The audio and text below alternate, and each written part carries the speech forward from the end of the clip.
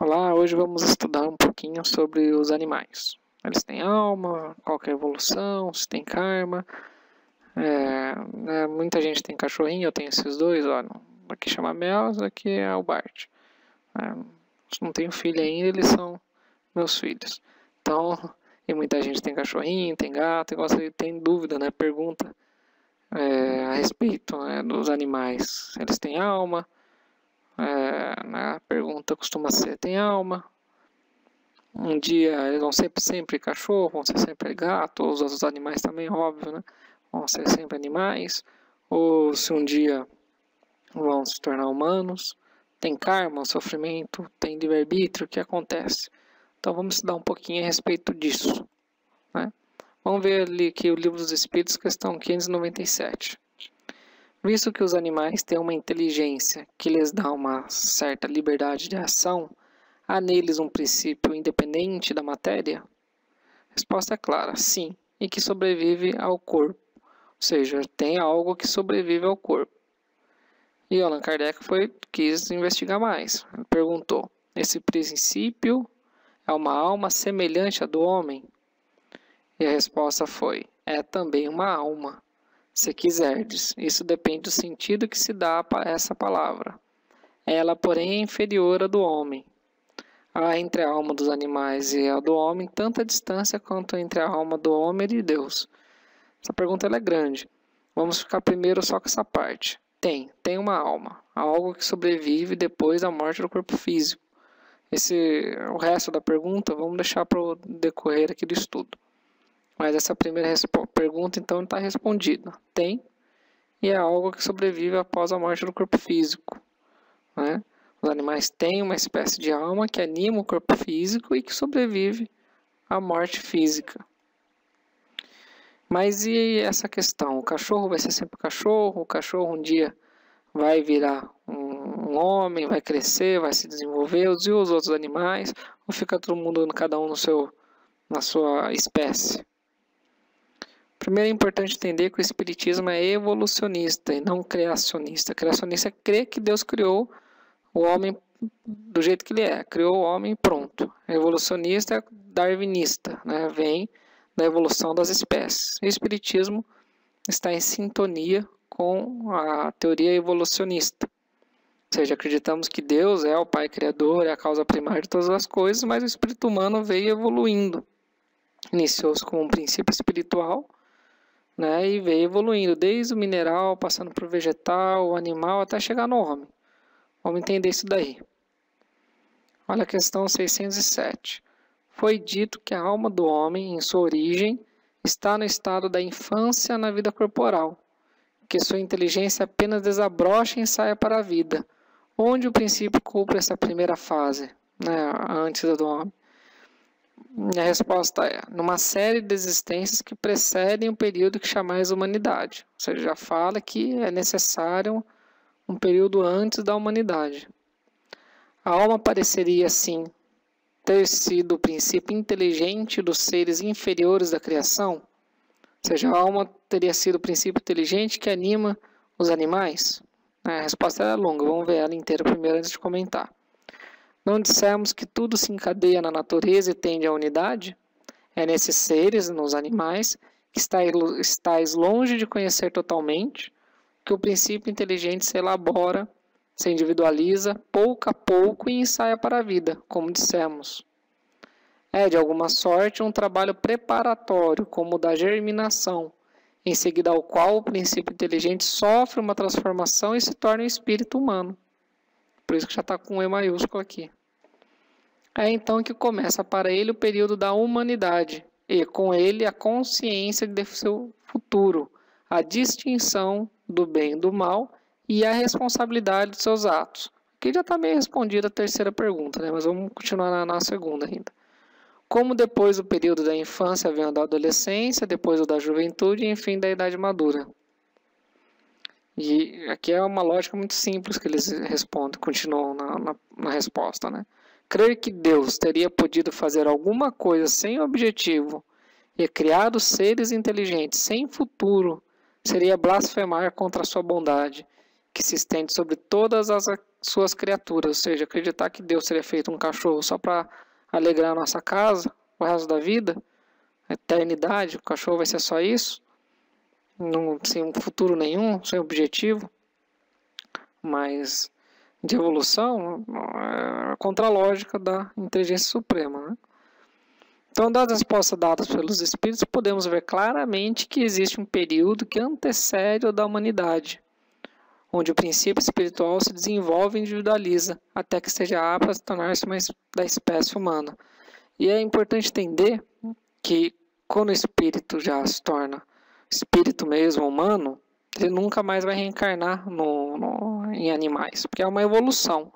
A mente vai evoluindo, com isso evolui os corpos de manifestação, que é a mente que molda o corpo físico, o corpo espiritual, o corpo mental, na ordem contrária, corpo mental, corpo espiritual, corpo físico.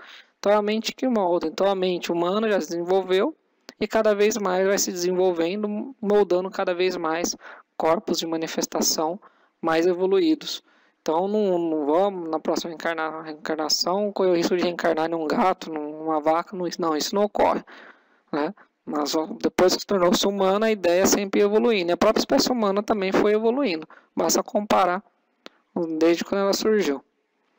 Daí temos que o princípio espiritual, crisálida de consciência, espírito humano em potencial. Por quê? Porque ainda não é o espírito humano, mas é um princípio espiritual, como se fosse a matéria-prima do princípio humano, se desenvolvendo. Então nós temos que esse princípio espiritual que anima hoje um cachorro, já animou anteriormente seres mais inferiores, menos complexos, né, com o passar das encarnações, milênios, isso leva milênios, foi se individualizando e animando animais mais complexos. E animará ainda seres mais complexos e mais inteligentes, até que desenvolve reflexos e instintos suficientes para se formar a espécie humana, o espírito humano. Como é feito isso? Não foi revelado. É uma das coisas que ainda não foi possível explicar para nós.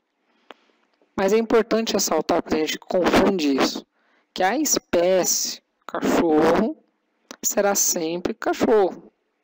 O que evolui é o princípio espiritual que anima o cachorro. Ou seja, a espécie cachorro vai ser sempre cachorro, não vai evoluir. Mas o espírito que anima o cachorro e que quando houver morte física vai sobreviver e depois vai animar outro cachorro e no futuro vai animar outros animais, ele evolui. Porém, o corpo físico do cachorro vai continuar sendo um cachorro. Essa é a diferença que tem gente que confunde quando não entende que o princípio espiritual evolui a ponto de chegar à humanidade. Já o ser humano, ele é dotado, né, no pensamento continuado. Então, além de evoluir o espírito, evolui também a espécie, porque a espécie vem num pensamento continuado, então vai evoluindo junto à espécie. E o André Luiz, no livro Evoluções do Mundo, traz alguma explicação sobre isso. Vamos dar uma lida.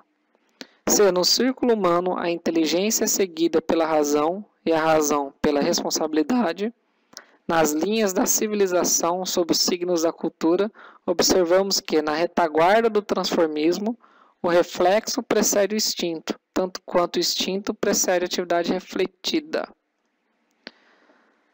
Tanto quanto o instinto precede a atividade refletida, que é a base da inteligência nos depósitos do conhecimento adquirido por recapitulação e transmissão incessante nos milhares de milênios. Olha quanto tempo é isso, milhares de milênios, em que o princípio espiritual atravessa lentamente os círculos elementares da natureza, qual vaso vivo, de forma em forma, até configurar-se no indivíduo humano, em trânsito para a maturação sublimada no campo angélico.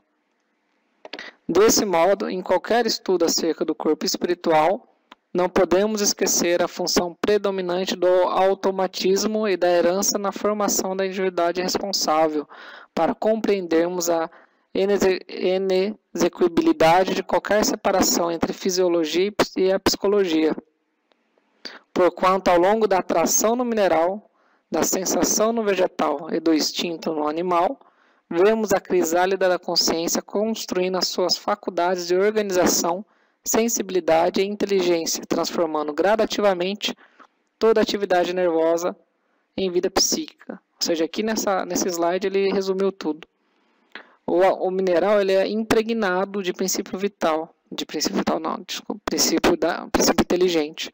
E esse princípio inteligente ali está desenvolvendo as faculdades de aglutinação das moléculas, enfim, está desenvolvendo, está aprimorando. Com o passar dos milênios, passa a animar os vegetais. E os vegetais vão desenvolver outras faculdades, fotossíntese, respiração. O princípio espiritual vai desenvolvendo alguns reflexos e chega no instinto animal, né? Chega nos animais menos complexos, depois vai indo para os animais mais complexos, desenvolvendo outros reflexos condicionados.